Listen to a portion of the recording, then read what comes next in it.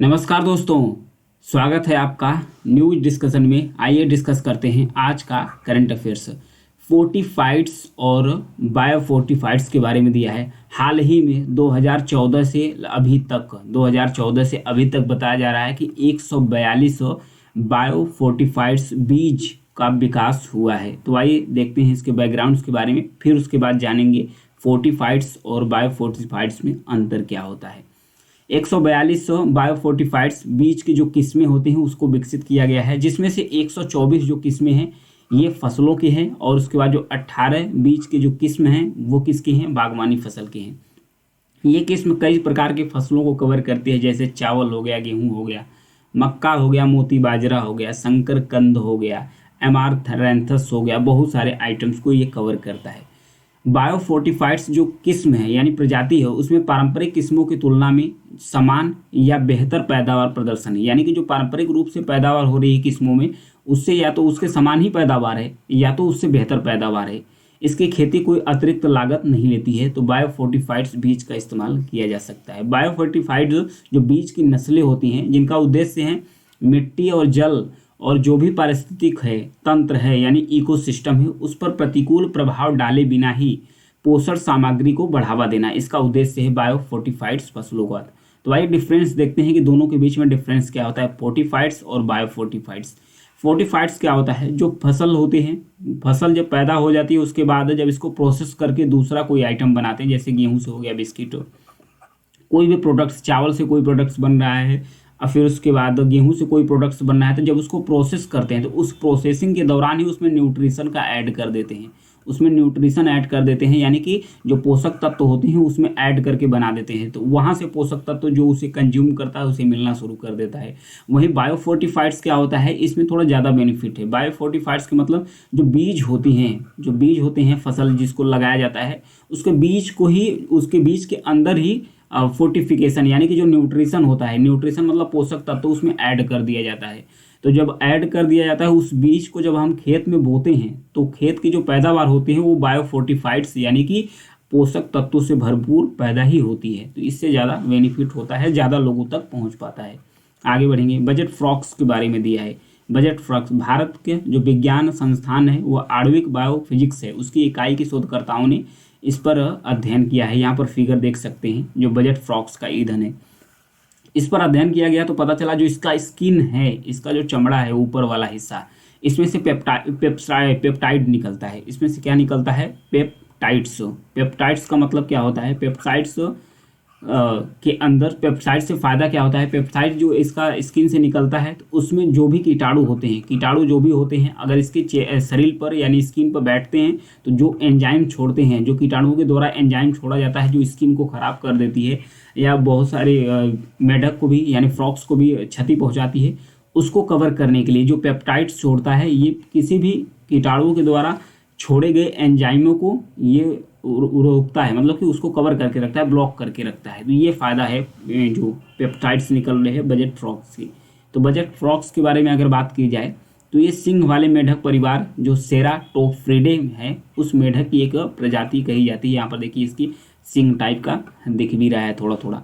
अगर इसके आकार की बात किया जाए तो ये 4 से 5 इंच का होता है, लगभग 10 से 13 सेंटीमीटर्स के बीच में, 10 से 13 सेंटीमीटर्स के बीच में होता है। इसके जो मादाएं और नर होती हैं, जो मादाएं होती हैं यानी कि जो मादा होती है यानी कि जो फीमेल्स वर्जन होता है फ्रॉक्स का वो बड़ा होता है अपेक्षाकृत मेल, यानी कि नर से बड़ा होता है मादा यानी फीमेल्स जो होता है उसका जो आकार है बड़ा हो जाता है।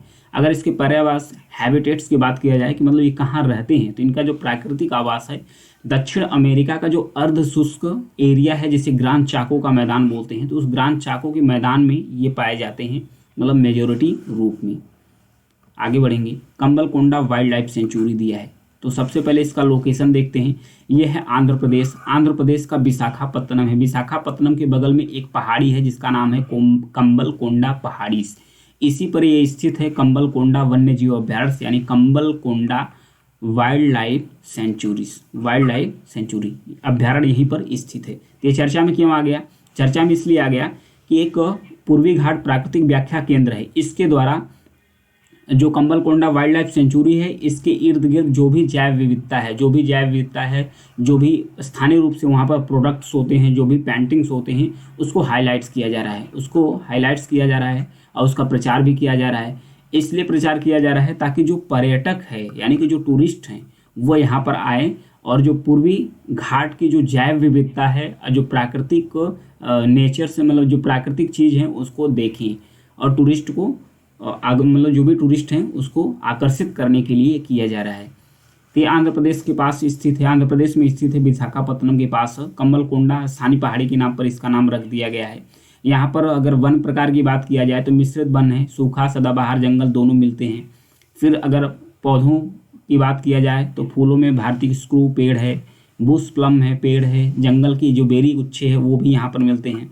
अगर पशु वर्ग की बात किया जाए तो भारतीय तेंदुआ, पेंगुलिन, मद्रास टीसू, बार्किंग हिरण, सियार, दुर्लभ सांप, ये सब सारी चीज़ें यहाँ पर मिलती है। तो लोकेशन याद रखिएगा, Kambalakonda wild life sanctuaries. Kuki tribes, Kuki जनजाति, सबसे पहले तो ये मणिपुर में इसका डोमिनेंस है, तो चर्चा में क्यों है इसके बारे में जानेंगे। अभी तो दोनों के बीच में मैतेईस, एक मैतेई है और एक है कुकीज़, ये दोनों ट्राइब्स मणिपुर की हैं। दोनों के बीच में विवाद हुआ था, तो एक महिला को यहाँ पर ये लोग नग्न करके घुमाए थे, तो ये काफ़ी विवाद रहा था दोनों के बीच में। तो विवाद क्या था, जैसे कि जो कुकी जनजाति हैं इन्हें एसटी का दर्जा दिया गया है, यानी कि शेड्यूल्ड ट्राइब्स का दर्जा दिया गया है किसको, कुकीज़ को। तो जो मैतेई समुदाय है ये भी अपना डिमांड कर रहे थे कि हमें भी एसटी का दर्जा दिया जाए, यानी शेड्यूल्ड ट्राइब्स का दर्जा दिया जाए। तो इन्हीं सब चीज़ों को लेकर प्रदर्शन हो रहे थे, विवाद हुए थे दोनों जनजातियों के बीच में। तो अभी सरकार क्या करी है, राज्य सरकार है, जो मुख्यमंत्री वहाँ के एन बीरेन सिंह मणिपुर के, उनके द्वारा कहा जा रहा है कि जो कुकी को एसटी स्टेटस यानी कि जो एसटी का दर्जा दिया गया है, अब उसके बारे में एक कमेटी गठित करेंगे और उस कमेटी से मतलब जांच की जाएगी कि इनको इस स्थिति से यानी जो एसटी स्टेटस है इससे इन्हें बाहर निकाला जा सकता है कि नहीं निकाला जा सकता है। क्योंकि मैतेई के एक लीडर द्वारा याचिका दायर की गई है और इस लंबे समय से इनकी मांग भी रही है कि इनको भी एसटी स्टेटस से बाहर किया जाए और जो मैतेई हैं इनको एसटी ग्रुप में शामिल कर लिया जाए, ये मांग थी। तो इसी को लेकर चर्चा में आ गई। तो आइए कुकी जनजाति को जानते हैं। मूल रूप से ये जाति समूह है भारत के उत्तर पूर्वी राज्यों में मणिपुर, मिजोरम और असम में रहने वाली कई जनजातियाँ इसमें शामिल हैं। म्यांमार में भी इसकी कुछ जनजातियाँ, क्योंकि म्यांमार से सटा हुआ है बर्मा, उसमें भी कुछ हिस्से में रहते हैं। बांग्लादेश का जो चटगांव पहाड़ी इलाका है वहाँ पर भी कुकी जनजातियाँ रहती हैं। औपनिवेशिक शासन के तहत ही इनसे जुड़ी जितनी भी जनजाति हैं उन्हें सामान्य रूप से एक भाषा में कुकीज़ कहा गया। मतलब कि मणिपुर हो गया, असम हो गया, मिजोरम हो गया और फिर बांग्लादेश हो गया, म्यांमार हो गया, इन एरिया में जितने भी जाति समूह रहते थे इन सबको एक ही शब्द में औपनिवेशिक शासन के दौरान ब्रिटिश इंडिया में ही इनका नाम कुकीज़ रख दिया गया, एक नाम कुकीज़। मणिपुर में मुख्य रूप से पहाड़ियों में रहने वाली जनजाति है कुकी जनजाति। वर्तमान में बताया जाता है कि ये राज्य की कुल जितनी टोटल आबादी है उसकी 30% आबादी किसकी है, कुकीज़ की है। कहाँ पर, मणिपुर में। ये भारत में अरुणाचल प्रदेश को छोड़कर पूर्वोत्तर राज्य में हर जगह इनकी संख्या है कम और ज़्यादा करके, इनकी संख्या हर जगह है। ये छोटी छोटी बस्तियों में रहते हैं, प्रत्येक पर अपना मुखिया शासन करता है। कुकी बांस के जंगलों में एक अलग अस्तित्व में ही रहते हैं और इनका इमारत हस्तशिल्प सामग्री प्रदान करते हैं। बाहर किसी भी विवाह गठबंधन की व्यवस्था को पालन नहीं करते, मतलब कि ये अपने समुदाय के बाहर शादी विवाह नहीं करते हैं। लेकिन ये पिछले 90 वर्षों में से अधिकांश ने ईसाई धर्म को फॉलो करना शुरू कर दिया है। ईसाई धर्म अपना लिए हैं बहुत से लोग इसमें। अपने प्रथागत कानून और ग्राम परिषद है इनकी। लाल ग्राम प्रधान को सूचित करने वाला एक शब्द है, वहाँ के ग्राम प्रधान को लाल बोलते हैं। ग्राम प्रधान आमतौर पर विवाह, तलाक से संबंधित जो भी मुद्दे होते हैं, जो भी सामाजिक और धार्मिक विवाद होते हैं, उसका देखरेख ग्राम प्रधान यानी लाल के द्वारा ही किया जाता है। पोंग डैम्स, ये चर्चा में क्यों आ गया है, इसके बारे में देखेंगे। हाल ही में रिपोर्ट से एक पता चला है कि जो पोंग डैम्स है यहाँ से जो विस्थापित हुए हैं 25,000 लोग, 25,000 लोगों का जो विस्थापन हुआ है, 5 दशकों से अधिक समय से पुनर्वास की प्रतीक्षा कर रहे हैं कि इनका पुनर्वास किया जाए। क्योंकि जब इनका विस्थापन हुआ था तो इसमें निर्माण कार्य शुरू हुआ था, कुछ यूज हो रहे थे। सबसे पहले तो लोकेट कहाँ करता है, हिमाचल प्रदेश के कांगड़ा डिस्ट्रिक्ट में है पोंग डैम्स। यहाँ पर देखिए, ये पोंग रिजर्वायर के नाम से भी जाना जाता है। अब फिर यहीं पर इर्द गिर्द अब इससे बात चल रही है कि इसके इर्द गिर्द इको सेंसिटिव जोन बनाया जाए। इको सेंसिटिव जोन बनाया जाए, इको सेंसिटिव जोन बनाया जाएगा। तो इसके इर्द गिर्द जो भी निर्माण और भी गतिविधियां हैं वो कार्य बैन कर दिया जाएगा, उसे बैन कर दिया जाएगा। जब बैन कर दिया जाएगा तो ये लोग जो विस्थापित हुए हैं उनको उम्मीद है कि अब उन्हें यहाँ पर रहने और बसने का मौका दिया जाएगा। जो पारंपरिक तौर पर वो लोग खेती करते थे उनके लिए उन्हें छूट दी जाएगी। तो ऐसा इन लोगों को मानना है, मतलब 25,000 लोगों को जिनका विस्थापन हुआ है। तो आइए जानते हैं इस डैम के बारे में। हिमाचल प्रदेश का जो कांगड़ा जिला है वहाँ पर स्थित है। ये ब्यास नदी पर बना हुआ है, ध्यान रखिएगा, ब्यास नदी पर बना हुआ है। जल विद्युत उत्पादन करता है, सिंचाई उद्देश्यों के लिए काम करता है। इसे बनाया कब गया था? 1975 में, नहीं 1975 में बना गया है। इस बांध जो शिवालिक की तलहटी है उस पर आधारित बांध बना है। पोंग बांध भारत में सबसे ऊंचा मिट्टी वाला बांध है, सबसे ऊंचा मिट्टी वाला बांध है। इसे ब्यास बांध के नाम से जाना जाता है, महाराणा प्रताप के नाम से, महाराणा प्रताप सागर के नाम से, पोंग जलाशय के नाम से, मतलब इन सब 2-3 नामों से इन्हें जाना जाता है। व्यावसायिक रूप से व्यवहार्य मछली का प्रजनन स्थल है ये। पक्षी अभ्यारण्य में बदल दिया गया है इसके जलाशयों को भी। पोंग बांध झील को 2002 में रामसर साइट का भी दर्जा दिया गया था। जलाशय भारत गंगा के मैदानों के उत्तरी किनारे पर हिमालय की जो निचली तलहट है, जिसे उबड़ खाबड़ धौलागर पर्वत से घिरा है, उसके तलहटी में स्थित है। तो ये था पोंग डैम के बारे में। आज के लिए इतना ही है। Thank you.